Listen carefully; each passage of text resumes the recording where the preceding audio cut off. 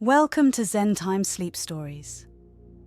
We hope you enjoy this relaxing narration of Pride and Prejudice, chapters 1 through 6. Please like and subscribe for more Zen Time stories. It is a truth universally acknowledged that a single man in possession of a good fortune must be in want of a wife. However little known the feelings or views of such a man may be on his first entering a neighbourhood, this truth is so well fixed in the minds of the surrounding families that he is considered as the rightful property of someone or other of their daughters. "My dear Mr. Bennet," said his lady to him one day, "have you heard that Netherfield Park is let at last?" Mr. Bennet replied that he had not. "But it is," returned she, "for Mrs. Long has just been here, and she told me all about it." Mr. Bennet made no answer. "Do not you want to know who has taken it?" cried his wife impatiently. "You want to tell me, and I have no objection to hearing it." He came down to see the place. This was invitation enough. "Why, my dear, you must know. Mrs. Long says that Netherfield is taken by a young man of large fortune from the north of England, that he came down on Monday in a chaise and four to see the place, and was so much delighted with it that he agreed with Mr. Morris immediately, that he is to take possession before Michaelmas, and some of his servants are to be in the house by the end of next week." "What is his name?" "Bingley." "Is he married or single?" "Oh, single, my dear, to be sure. A single man of large fortune, 4,000 or 5,000 a year. What a fine thing for our girls." "How so? How can it affect them?" "My dear Mr. Bennet," replied his wife, "how can you be so tiresome? You must know that I am thinking of his marrying one of them." "Is that his design in settling here?" "Design? Nonsense! How can you talk so? But it is very likely that he may fall in love with one of them, and therefore you must visit him as soon as he comes." "I see no occasion for that. You and the girls may go, or you may send them by themselves, which perhaps will be still better, for as you are as handsome as any of them, Mr. Bingley might like you the best of the party." "My dear, you flatter me. I certainly have had my share of beauty, but I do not pretend to be anything extraordinary now. When a woman has 5 grown-up daughters, she ought to give over thinking of her own beauty. In such cases, a woman has not often much beauty to think of." "But, my dear, you must indeed go and see Mr. Bingley when he comes into the neighbourhood." "It is more than I engage for, I assure you." "But consider your daughters. Only think what an establishment it would be for one of them. Sir William and Lady Lucas are determined to go merely on that account, for in general, you know, they visit no newcomers. Indeed, you must go, for it will be impossible for us to visit him if you do not. You are over-scrupulous, surely. I dare say Mr. Bingley will be very glad to see you, and I will send a few lines by you to assure him of my hearty consent to his marrying whichever he chooses of the girls, though I must throw in a good word for my little Lizzie. I desire you will do no such thing. Lizzie is not a bit better than the others, and I am sure she is not half so handsome as Jane, nor half so good-humoured as Lydia. But you are always giving her the preference." "They have none of them much to recommend them," replied he. "They are all silly and ignorant like other girls, but Lizzie has something more of quickness than her sisters." "Mr. Bennet, how can you abuse your own children in such a way? You take delight in vexing me. You have no compassion on my poor nerves." "You mistake me, my dear. I have a high respect for your nerves. They are my old friends. I have heard you mention them with consideration these 20 years at least. Ah, you do not know what I suffer. But I hope you will get over it, and live to see many young men of 4,000 a year come into the neighbourhood. It will be no use to us if 20 such should come, since you will not visit them." "Depend upon it, my dear, that when there are 20 I will visit them all." Mr. Bennet was so odd a mixture of quick parts, sarcastic humour, reserve and caprice, that the experience of 23 years had been insufficient to make his wife understand his character. Her mind was less difficult to develop. She was a woman of mean understanding, little information, and uncertain temper. When she was discontented, she fancied herself nervous. The business of her life was to get her daughters married. Its solace was visiting and news. I hope Mr. Bingley will like it. Mr. Bennet was among the earliest of those who waited on Mr. Bingley. He had always intended to visit him, though to the last always assuring his wife that he should not go. Until the evening after the visit was paid, she had no knowledge of it. It was then disclosed in the following manner. Observing his second daughter employed in trimming a hat, he suddenly addressed her with, "I hope Mr. Bingley will like it, Lizzie." "We are not in a way to know what Mr. Bingley likes," said her mother resentfully, "since we are not to visit." "But you forget, Mamma," said Elizabeth, "that we shall meet him at the assemblies, and that Mrs. Long has promised to introduce him." "I do not believe Mrs. Long will do any such thing. She has 2 nieces of her own. She is a selfish, hypocritical woman, and I have no opinion of her." "No more have I," said Mr. Bennet, "and I am glad to find that you do not depend on her serving you." Mrs. Bennet deigned not to make any reply, but unable to contain herself, began scolding one of her daughters. "Don't keep coughing so, Kitty, for heaven's sake. Have a little compassion on my nerves. You tear them to pieces." "Kitty has no discretion in her coughs," said her father. "She times them ill." "I do not cough for my own amusement," replied Kitty fretfully. "When is your next ball to be, Lizzie?" "Tomorrow fortnight." "Aye, so it is," cried her mother, "and Mrs. Long does not come back till the day before, so it will be impossible for her to introduce him, for she will not know him herself. Then, my dear, you may have the advantage of your friend, and introduce Mr. Bingley to her." "Impossible, Mr. Bennet, impossible, when I am not acquainted with him myself. How can you be so teasing?" "I honour your circumspection. A fortnight's acquaintance is certainly very little. One cannot know what a man really is by the end of a fortnight. But if we do not venture, somebody else will. And after all, Mrs. Long and her nieces must stand their chance. And therefore, as she will think it an act of kindness, if you decline the office, I will take it on myself."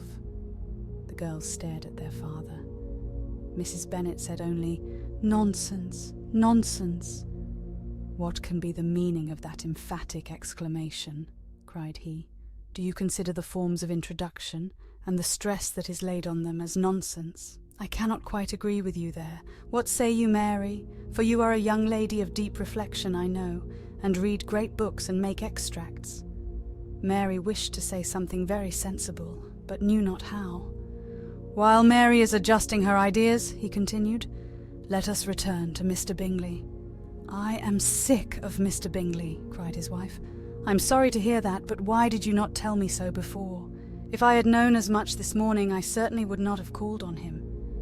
It is very unlucky, but as I have actually paid the visit, we cannot escape the acquaintance now." The astonishment of the ladies was just what he wished, that of Mrs. Bennet perhaps surpassing the rest, though when the first tumult of joy was over, she began to declare that it was what she had expected all the while. "How good it was in you, my dear Mr. Bennet! But I knew I should persuade you at last.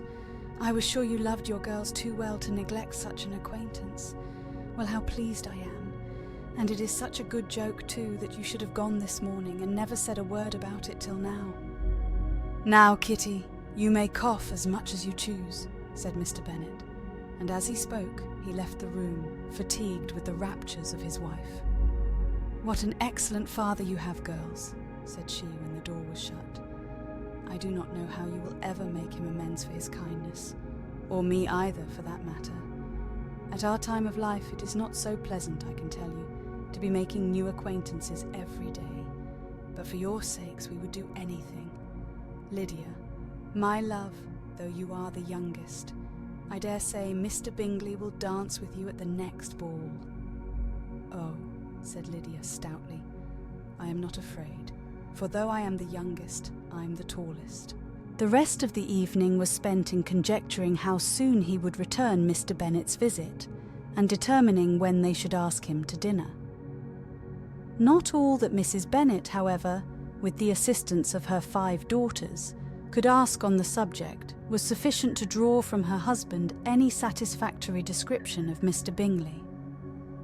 They attacked him in various ways, with barefaced questions, ingenious suppositions, and distant surmises, but he eluded the skill of them all, and they were at last obliged to accept the second-hand intelligence of their neighbour, Lady Lucas. Her report was highly favourable. Sir William had been delighted with him. He was quite young, wonderfully handsome, extremely agreeable, and to crown the whole, he meant to be at the next assembly with a large party. Nothing could be more delightful. To be fond of dancing was a certain step towards falling in love, and very lively hopes of Mr. Bingley's heart were entertained. "If I can but see one of my daughters happily settled at Netherfield," said Mrs. Bennet to her husband, "and all the others equally well married, I shall have nothing to wish for." In a few days Mr. Bingley returned Mr. Bennet's visit and sat about 10 minutes with him in his library. He had entertained hopes of being admitted to a sight of the young ladies, of whose beauty he had heard much, but he saw only the father.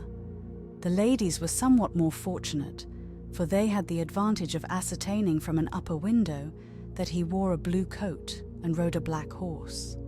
An invitation to dinner was soon afterwards dispatched, and already had Mrs. Bennet planned the courses that were to do credit to her housekeeping, when an answer arrived which deferred it all. Mr. Bingley was obliged to be in town the following day, and consequently unable to accept the honour of their invitation, etc. Mrs. Bennet was quite disconcerted. She could not imagine what business he could have in town so soon after his arrival in Hertfordshire, and she began to fear that he might always be flying about from one place to another, and never settled at Netherfield as he ought to be. Lady Lucas quieted her fears a little by starting the idea of his being gone to London only to get a large party for the ball, and a report soon followed that Mr. Bingley was to bring 12 ladies and 7 gentlemen with him to the assembly. The girls grieved over such a number of ladies, but were comforted the day before the ball by hearing that instead of 12, he had brought only 6 with him from London, his 5 sisters and a cousin, and when the party entered the assembly room, it consisted of only 5 altogether: Mr. Bingley, his 2 sisters, the husband of the eldest, and another young man. Mr. Bingley was good-looking and gentlemanlike. He had a pleasant countenance and easy, unaffected manners.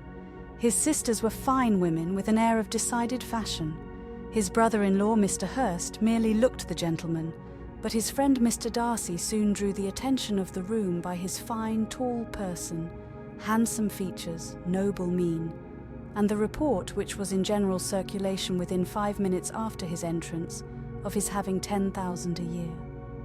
The gentleman pronounced him to be a fine figure of a man.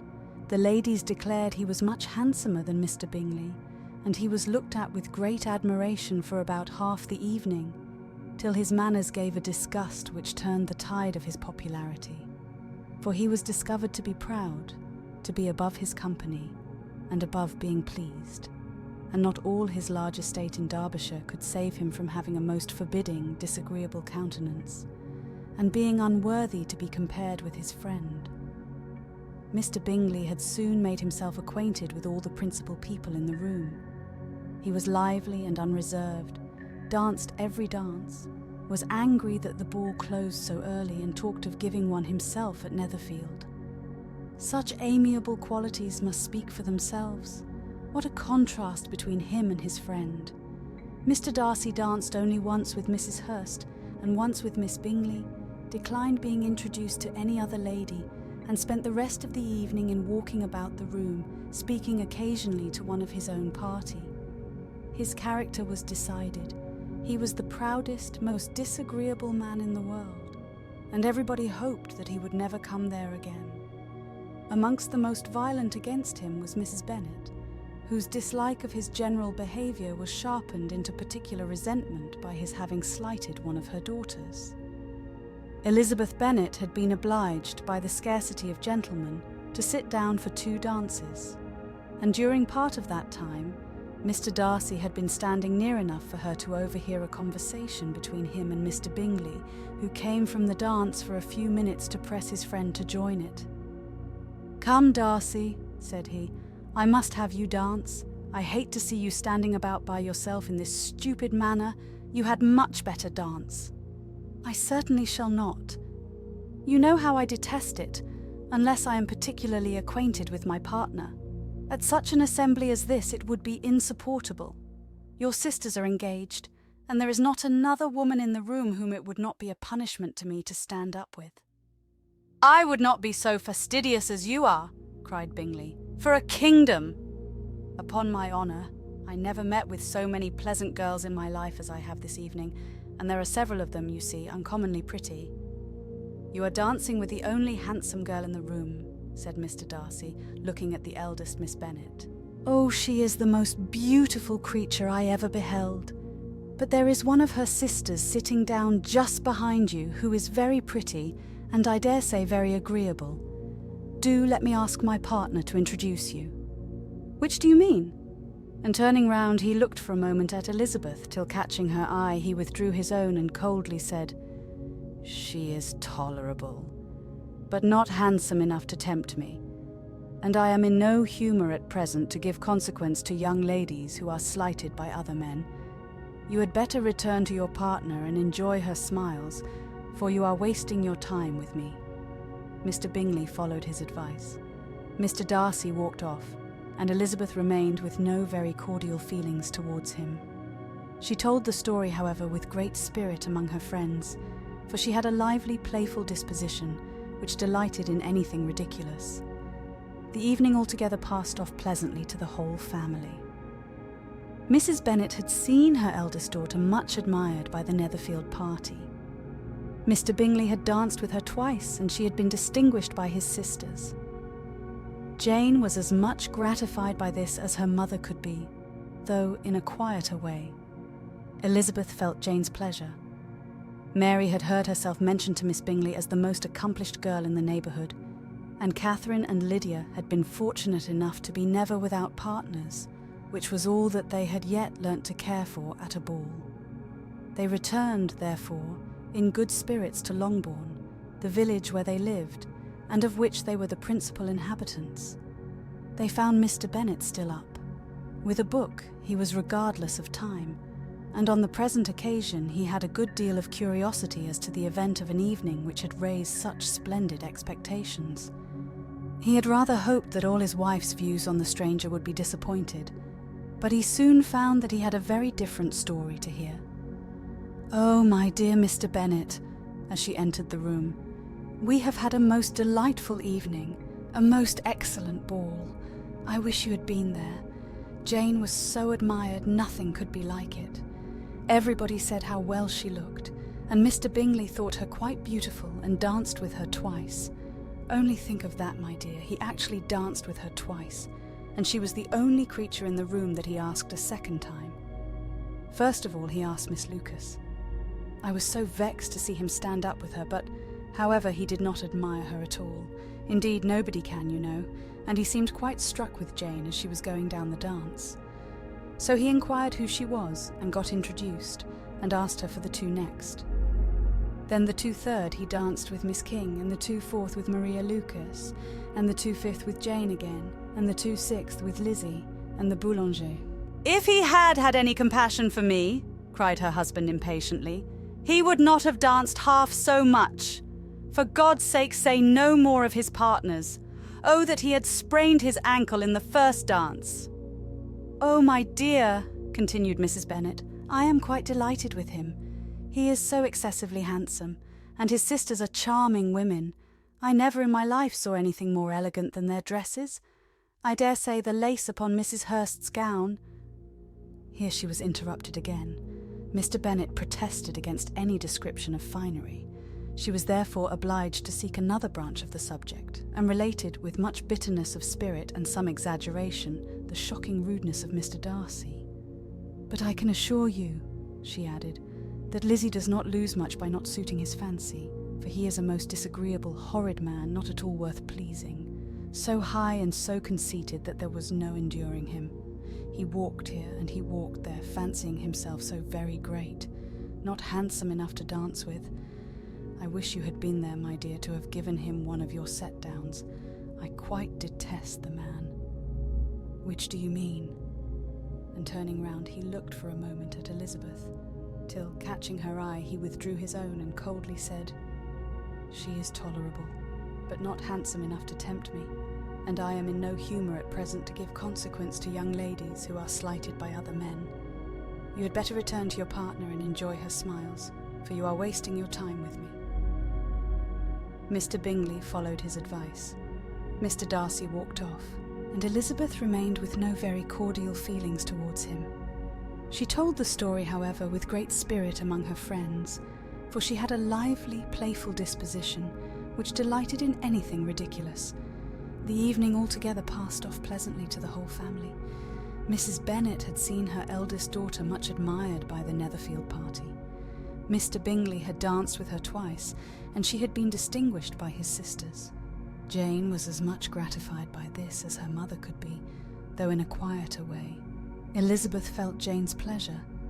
Mary had heard herself mentioned to Miss Bingley as the most accomplished girl in the neighbourhood, and Catherine and Lydia had been fortunate enough to be never without partners, which was all that they had yet learnt to care for at a ball. They returned, therefore, in good spirits to Longbourn, the village where they lived, and of which they were the principal inhabitants. They found Mr. Bennet still up. With a book, he was regardless of time, and on the present occasion he had a good deal of curiosity as to the event of an evening which had raised such splendid expectations. He had rather hoped that all his wife's views on the stranger would be disappointed, but he soon found that he had a very different story to hear. "Oh, my dear Mr. Bennet," as she entered the room, "we have had a most delightful evening, a most excellent ball. I wish you had been there. Jane was so admired, nothing could be like it. Everybody said how well she looked, and Mr. Bingley thought her quite beautiful and danced with her twice." "Only think of that, my dear. He actually danced with her twice, and she was the only creature in the room that he asked a second time. First of all, he asked Miss Lucas. I was so vexed to see him stand up with her, but however, he did not admire her at all. Indeed, nobody can, you know, and he seemed quite struck with Jane as she was going down the dance. So he inquired who she was, and got introduced, and asked her for the two next. Then the 2/3 he danced with Miss King, and the 2/4 with Maria Lucas, and the 2/5 with Jane again, and the 2/6 with Lizzie and the Boulanger." "If he had had any compassion for me," cried her husband impatiently, "he would not have danced half so much. For God's sake, say no more of his partners. Oh, that he had sprained his ankle in the first dance." "Oh, my dear," continued Mrs. Bennet, "I am quite delighted with him. He is so excessively handsome, and his sisters are charming women. I never in my life saw anything more elegant than their dresses. I dare say the lace upon Mrs. Hurst's gown—" Here she was interrupted again. Mr. Bennet protested against any description of finery. She was therefore obliged to seek another branch of the subject, and related with much bitterness of spirit and some exaggeration the shocking rudeness of Mr. Darcy. "But I can assure you," she added, "that Lizzie does not lose much by not suiting his fancy, for he is a most disagreeable, horrid man, not at all worth pleasing, so high and so conceited that there was no enduring him. He walked here and he walked there, fancying himself so very great, not handsome enough to dance with. I wish you had been there, my dear, to have given him one of your set-downs. I quite detest the man." When Jane and Elizabeth were alone, the former, who had been cautious in her praise of Mr. Bingley before, expressed to her sister how very much she admired him. "He is just what a young man ought to be," said she, "sensible, good-humoured, lively, and I never saw such happy manners, so much ease with such perfect good breeding." "He is also handsome," replied Elizabeth, "which a young man ought likewise to be if he possibly can. His character is thereby complete. I was very much flattered by his asking me to dance a second time. I did not expect such a compliment. Did not you? I did for you. But that is one great difference between us. Compliments always take you by surprise, and me never. What could be more natural than his asking you again? He could not help seeing that you were about 5 times as pretty as every other woman in the room. No thanks to his gallantry for that. Well, he certainly is very agreeable, and I give you leave to like him. You have liked many a stupider person. Dear Lizzie, oh, you are a great deal too apt, you know, to like people in general. You never see a fault in anybody. All the world are good and agreeable in your eyes. I never heard you speak ill of a human being in my life. I would wish not to be hasty in censuring anyone, but I always speak what I think. I know you do, and it is that which makes the wonder. With your good sense, to be so honestly blind to the follies and nonsense of others. Affectation of candour is common enough. One meets with it everywhere. But to be candid without ostentation or design, to take the good of everybody's character and make it still better and say nothing of the bad, belongs to you alone.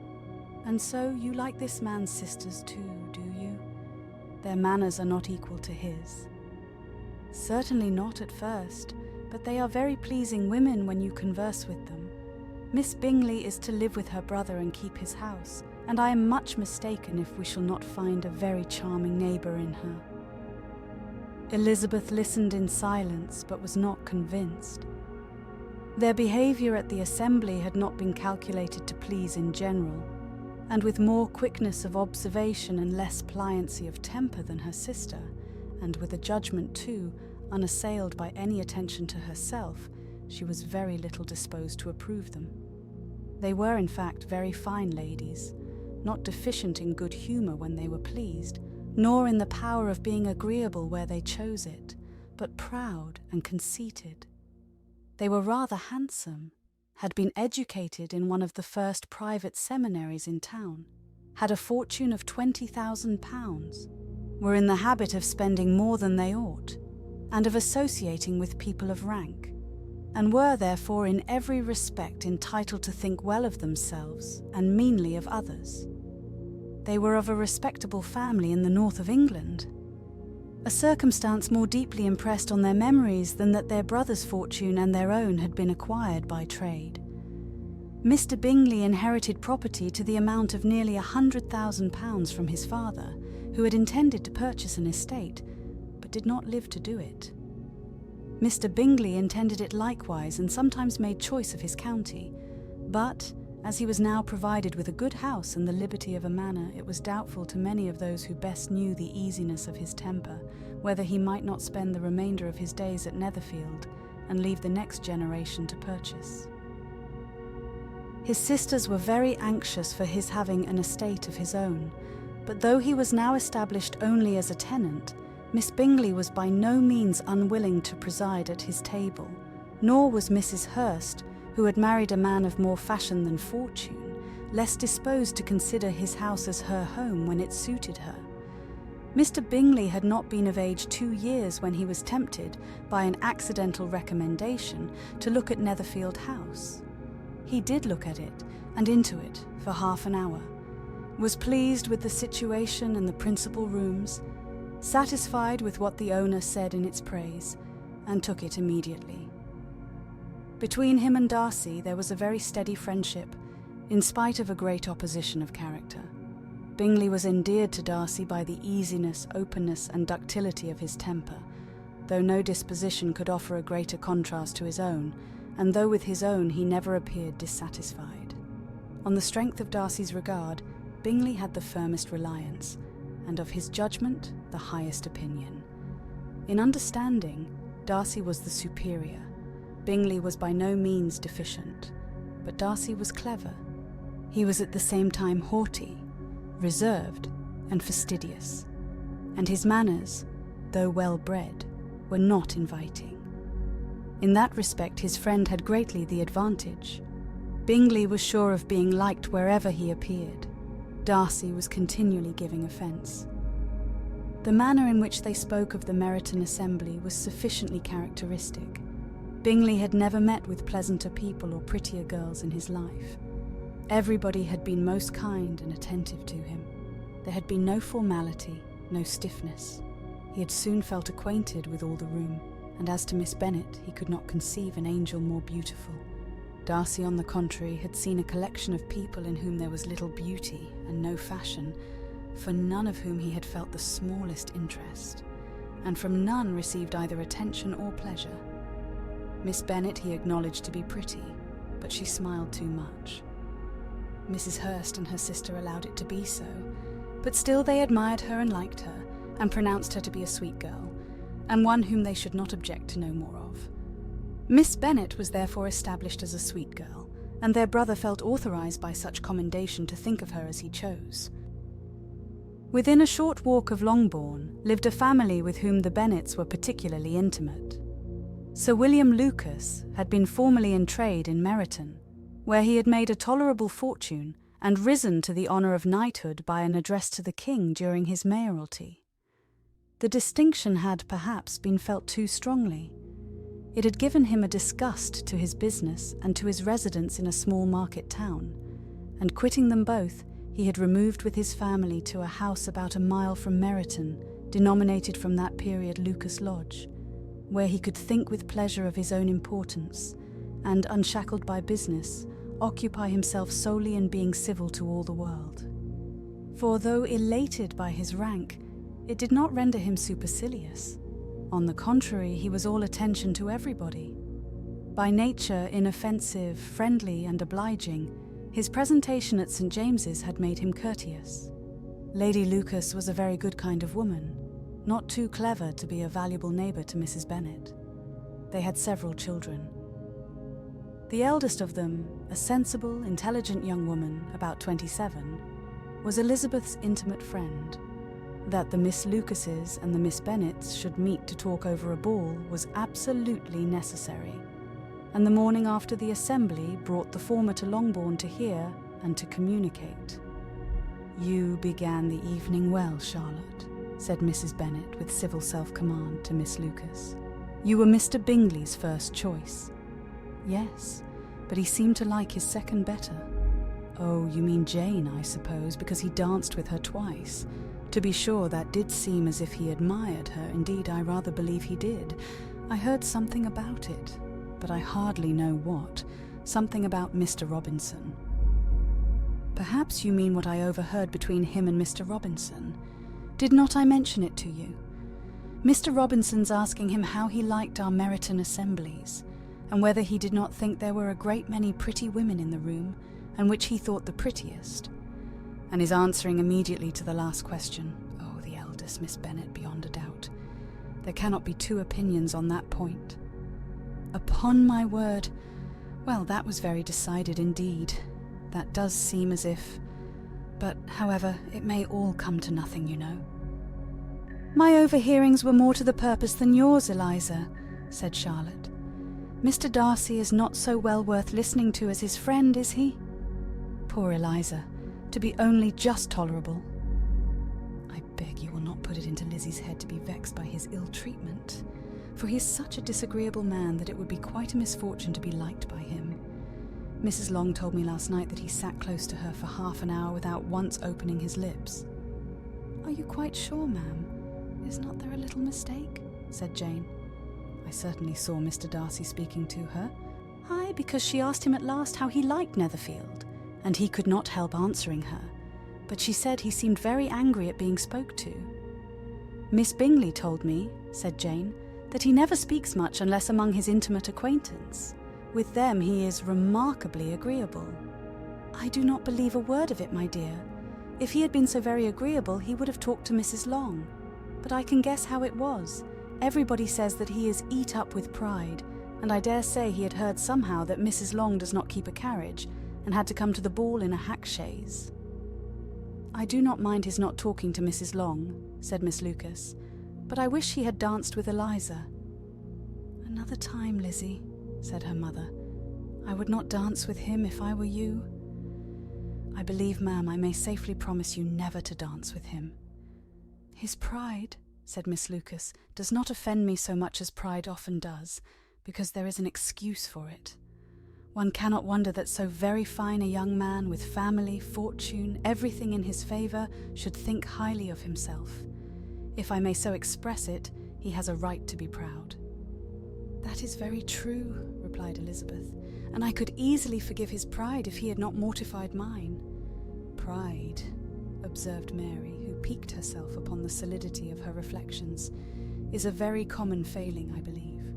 By all that I have ever read, I am convinced that it is very common indeed, that human nature is particularly prone to it, and that there are very few of us who do not cherish a feeling of self-complacency on the score of some quality or other, real or imaginary. Vanity and pride are different things, though the words are often used synonymously. A person may be proud without being vain. Pride relates more to our opinion of ourselves, vanity to what we would have others think of us. "If I were as rich as Mr. Darcy," cried a young Lucas who came with his sisters, "I should not care how proud I was. I would keep a pack of foxhounds and drink a bottle of wine every day." "Then you would drink a great deal more than you ought," said Mrs. Bennet, "and if I were to see you at it, I should take away your bottle directly." The boy protested that she should not. She continued to declare that she would, and the argument ended only with the visit. The ladies of Longbourn soon waited on those of Netherfield. The visit was returned in due form. Miss Bennet's pleasing manners grew on the goodwill of Mrs. Hurst and Miss Bingley, and though the mother was found to be intolerable, and the younger sisters not worth speaking to, a wish of being better acquainted with them was expressed towards the two eldest. By Jane this attention was received with the greatest pleasure, but Elizabeth still saw superciliousness in their treatment of everybody, hardly excepting even her sister, and could not like them, though their kindness to Jane, such as it was, had a value as arising, in all probability, from the influence of their brother's admiration.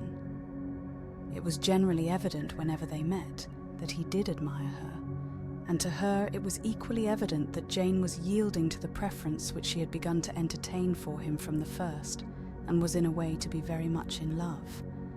But she considered with pleasure that it was not likely to be discovered by the world in general, since Jane united with great strength of feeling, a composure of temper and an uniform cheerfulness of manner, which would guard her from the suspicions of the impertinent.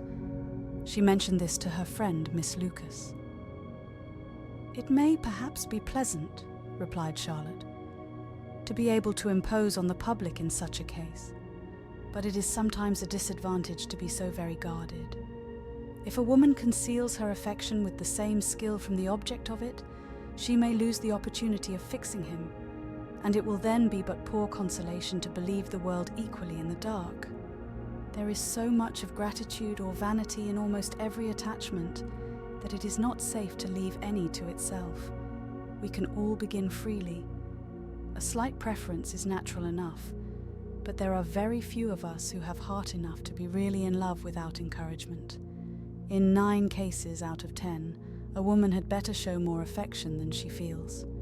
Bingley likes your sister undoubtedly, but he may never do more than like her, if she does not help him on. But she does help him on as much as her nature will allow. If I can perceive her regard for him, he must be a simpleton indeed not to discover it too. Remember, Eliza, that he does not know Jane's disposition as you do." "But if a woman is partial to a man, and does not endeavour to conceal it, he must find it out." "Perhaps he must, if he sees enough of her. But though Bingley and Jane meet tolerably often, it is never for many hours together, and as they always see each other in large mixed parties, it is impossible that every moment should be employed in conversing together. Jane should therefore make the most of every half hour in which she can command his attention. When she is secure of him, there will be leisure for falling in love as much as she chooses." "Your plan is a good one," replied Elizabeth, "where nothing is in question but the desire of being well married. And if I were determined to get a rich husband, or any husband, I dare say I should adopt it. But these are not Jane's feelings. She is not acting by design. As yet she cannot even be certain of the degree of her own regard, nor of its reasonableness. She has known him only a fortnight. She danced 4 dances with him at Meryton. She saw him one morning at his own house, and has since dined in company with him 4 times. This is not quite enough to make her understand his character. Not as you represent it. Had she merely dined with him, she might only have discovered whether he had a good appetite. But you must remember that 4 evenings have been also spent together, and 4 evenings may do a great deal. Yes, these 4 evenings have enabled them to ascertain that they both like Vington better than commerce, but with respect to any other leading characteristic, I do not imagine that much has been unfolded.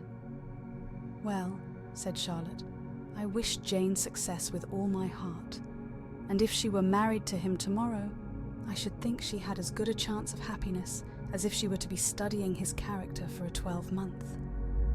Happiness in marriage is entirely a matter of chance.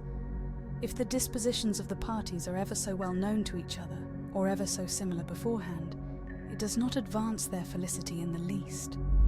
They always continue to grow sufficiently unlike afterwards to have their share of vexation, and it is better to know as little as possible of the defects of the person with whom you are to pass your life. You make me laugh, Charlotte, but it is not sound. You know it is not sound, and that you would never act in this way yourself. Occupied in observing Mr. Bingley's attention to her sister, Elizabeth was far from suspecting that she was herself becoming an object of some interest in the eyes of his friend. Mr. Darcy had at first scarcely allowed her to be pretty. He had looked at her without admiration at the ball, and when they next met, he looked at her only to criticize. But no sooner had he made it clear to himself and his friends that she had hardly a good feature in her face, than he began to find it was rendered uncommonly intelligent by the beautiful expression of her dark eyes. To this discovery succeeded some others equally mortifying. Though he had detected with a critical eye more than one failure of perfect symmetry in her form, he was forced to acknowledge her figure to be light and pleasing, and in spite of his asserting that her manners were not those of the fashionable world, he was caught by their easy playfulness. Of this she was perfectly unaware. To her he was only the man who made himself agreeable nowhere, and who had not thought her handsome enough to dance with. He began to wish to know more of her, and as a step towards conversing with her himself, attended to her conversation with others. His doing so drew her notice. It was at Sir William Lucas's, where a large party were assembled. "What does Mr. Darcy mean," said she to Charlotte, "by listening to my conversation with Colonel Forster? That is a question which Mr. Darcy only can answer. But if he does it any more, I shall certainly let him know that I see what he is about.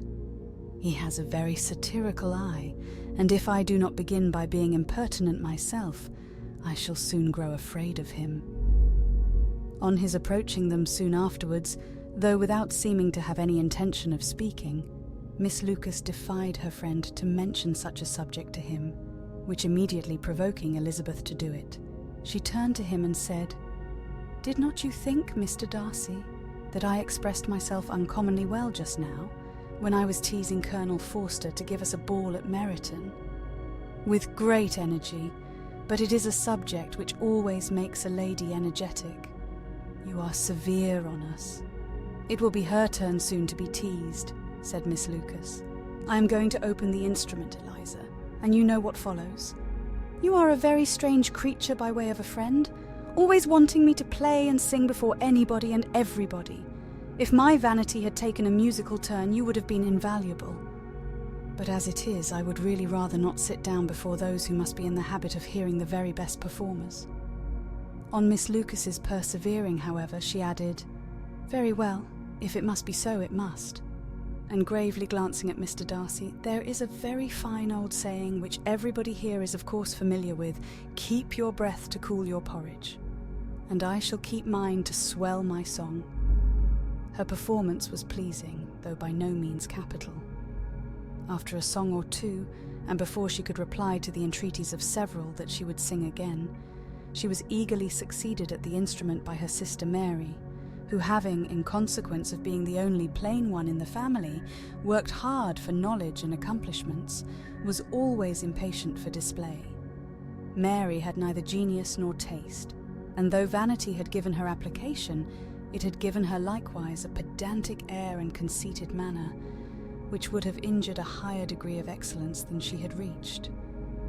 Elizabeth, easy and unaffected, had been listened to with much more pleasure, though not playing half so well, and Mary, at the end of a long concerto, was glad to purchase praise and gratitude by Scotch and Irish airs at the request of her younger sisters, who with some of the Lucases and 2 or 3 officers joined eagerly in dancing at one end of the room. Mr. Darcy stood near them in silent indignation at such a mode of passing the evening, to the exclusion of all conversation, and was too much engrossed by his own thoughts to perceive that Sir William Lucas was his neighbour, till Sir William thus began. "What a charming amusement for young people this is, Mr. Darcy. There is nothing like dancing after all. I consider it as one of the first refinements of polished societies." "Certainly, sir, and it has the advantage also of being in vogue amongst the less polished societies of the world. Every savage can dance." Sir William only smiled. "Your friend performs delightfully," he continued after a pause, on seeing Bingley join the group. "And I doubt not that you are an adept in the science yourself, Mr. Darcy. You saw me dance at Meryton, I believe, sir?" "Yes, indeed, and received no inconsiderable pleasure from the sight. Do you often dance at St. James's S?" "Never, sir." "Do you not think it would be a proper compliment to the place?" "It is a compliment which I never pay to any place if I can avoid it." "You have a house in town, I conclude?" Mr. Darcy bowed. "I had once some thoughts of fixing in town myself, for I am fond of superior society, but I did not feel quite certain that the air of London would agree with Lady Lucas." He paused in hopes of an answer, but his companion was not disposed to make any.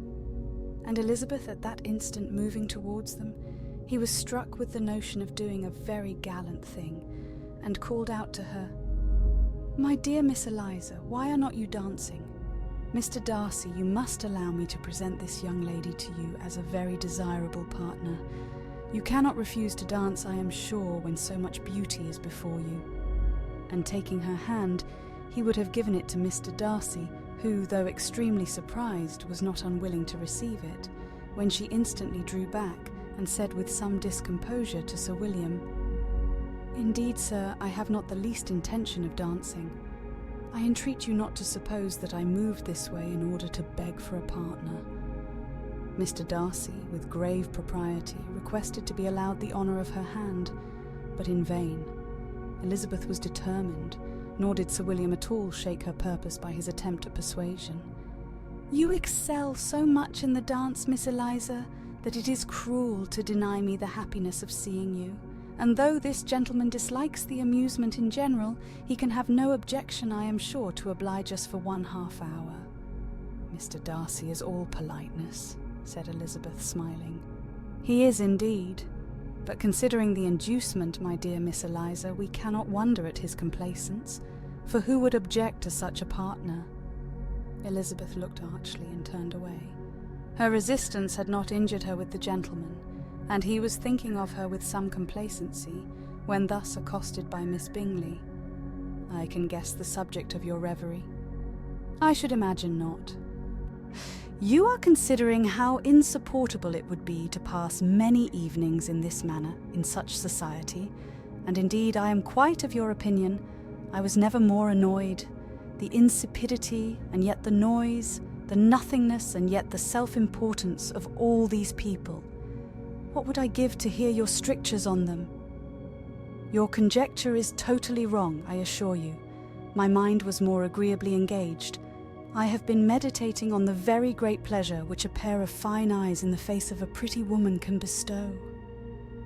Miss Bingley immediately fixed her eyes on his face, and desired he would tell her what lady had the credit of inspiring such reflections. Mr. Darcy replied with great intrepidity, "Miss Elizabeth Bennet." "Miss Elizabeth Bennet," repeated Miss Bingley. "I am all astonishment. How long has she been such a favourite? And pray when am I to wish you joy?" "That is exactly the question which I expected you to ask. A lady's imagination is very rapid. It jumps from admiration to love, from love to matrimony, in a moment. I knew you would be wishing me joy. Nay, if you are so serious about it, I shall consider the matter as absolutely settled. You will have a charming mother-in-law indeed, and of course she will be always at Pemberley with you." He listened to her with perfect indifference, while she chose to entertain herself in this manner. And as his composure convinced her that all was safe, her wit flowed along.